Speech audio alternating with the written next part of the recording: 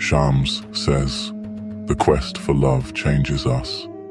There is no seeker among those who search for love who has not matured on the way. The moment you start looking for love, you start to change within and without.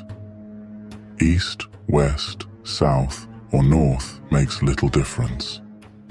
No matter what your destination, just be sure to make every journey a journey within. If you travel within, you'll travel the whole wide world and beyond." As Mevlana Rumi tells us, love is the astrolabe of the divine mysteries. Often it is through difficulty that love is deepened. Shams reminds us of Layla and Majnun. Layla and Majnun. Harun al-Rashid, the famous Abbasid emperor, said one day, "Bring Layla to me, that I might see her just once." Majnun has fallen into total difficulty because of his love for her. From east to west, lovers have made the story of their love their mirror. After spending lots of money and with many sly ruses, they managed to bring Layla.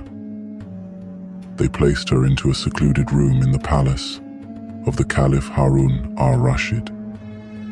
In the evening, the Caliph came to the secluded room. Candles had been lit. He looked at her carefully for some time, and then for some time, he sat with his head bowed. Finally, he said to himself, "Let me make her speak. Perhaps the beauty of her face becomes more apparent when she speaks." Harun turned his face to Layla and asked, "Are you Layla?" "Yes, I am Layla, but you are not Majnun. The eye that is in Majnun's head is not in yours.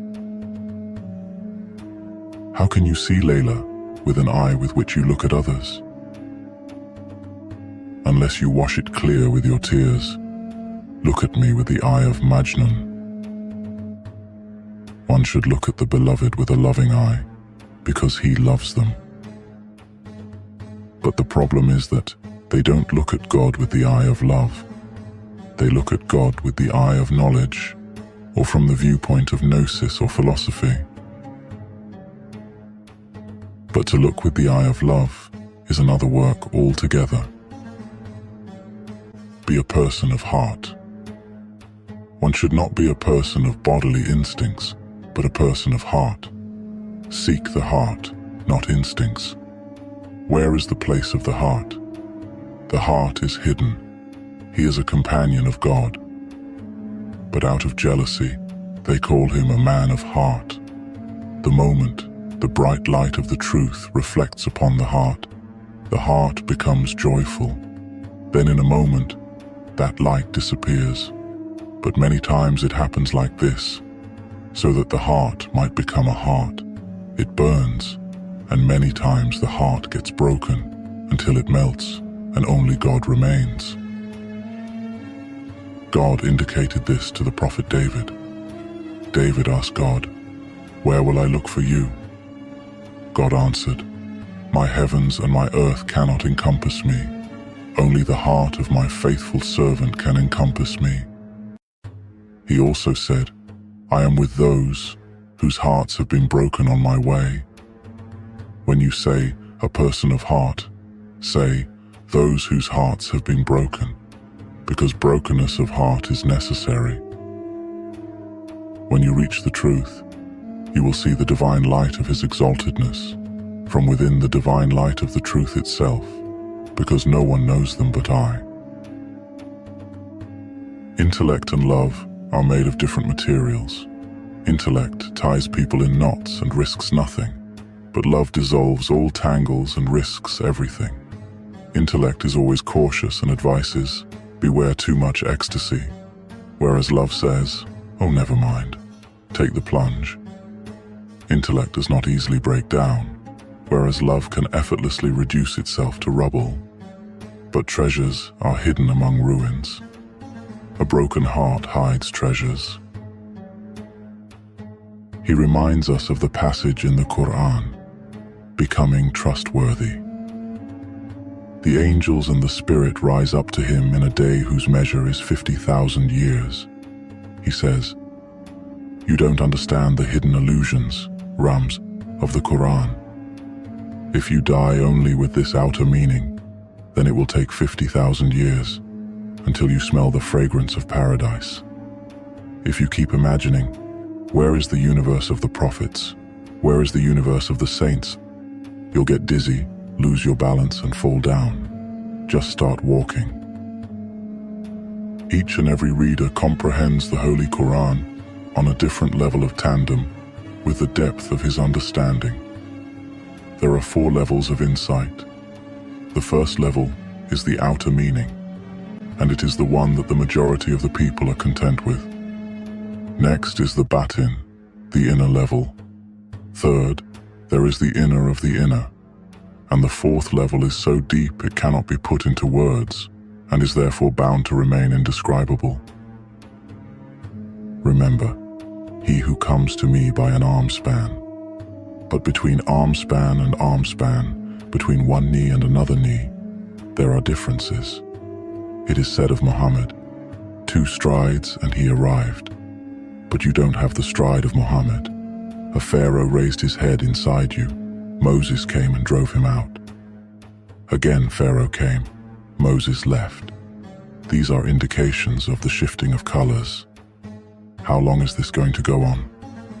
Hold on to Moses himself in such a way that another Pharaoh is unable to come.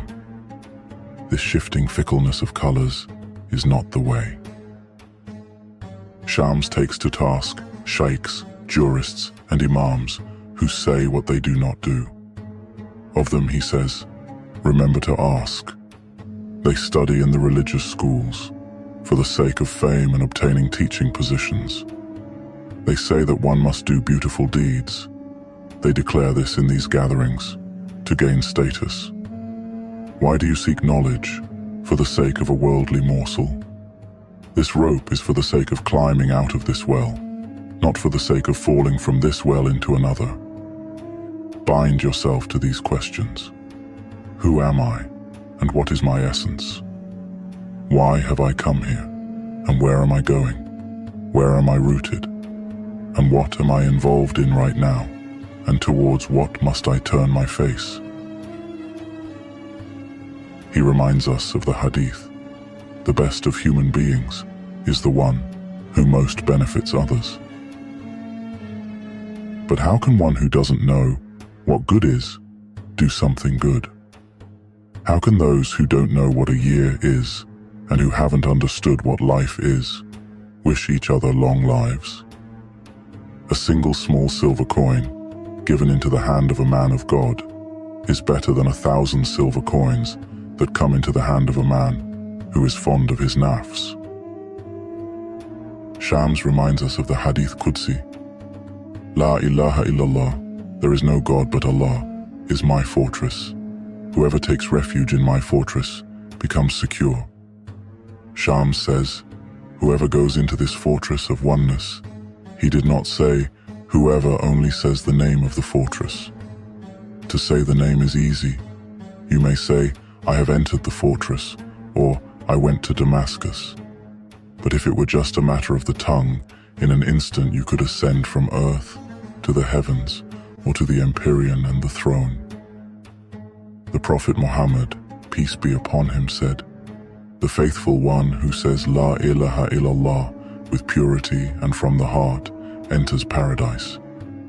Now you sit and say, he is one. But who are you? You are more than 6,000. Become one. Otherwise, is his oneness your concern? You are 100,000 particles, and each particle of yours is being carried off by some desire.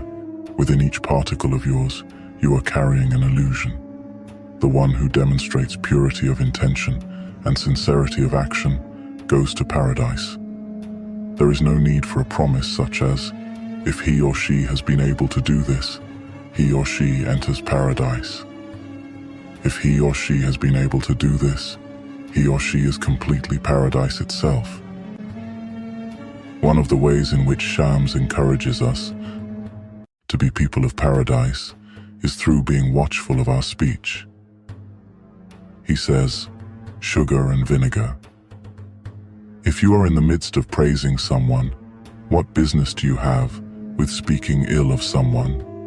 Suppose your mouth is full of sugar, then why would you put vinegar into it? If your mouth is full of vinegar, it's no shame for you not to do the salat. Why would it be? Since that is the place of the purified, what business does bad-mouthing have there? If you are really occupied with remembering God, with praising God, and absorbed in that sweetness, how could you speak ill of someone else and destroy that sweetness with such vinegar? Most of problems of the world stem from linguistic mistakes and simple misunderstanding. Don't ever take words at face value. When you step into the zone of love, language, as we know it, becomes obsolete. That which cannot be put into words can only be grasped through silence. He encourages us to be watchful for moments of conflict resolution, to encourage friendship even among enemies. He tells a story of the peace that comes with friendship. The peace that comes with friendship. A man was thinking bad thoughts about someone. The other one also had the same thoughts about him. There was a third man in between who was a friend of both of them. He said, "Now these two enemies will meet one another. Let's see what will happen." From there, he went to a place where they would encounter one another and waited for his friends to pass. When his eyes met with those of the first friend, he prostrated in front of him. When the other friend saw this, he threw his knife on the ground and threw himself at the feet of that friend. "Alas," he said, "this means that you are my friend's friend. How could I kill the friend of my friend?" We need to remember that words also can destroy. As Imam Ali said, "The tongue is a treasure. The tongue is also an endless disease."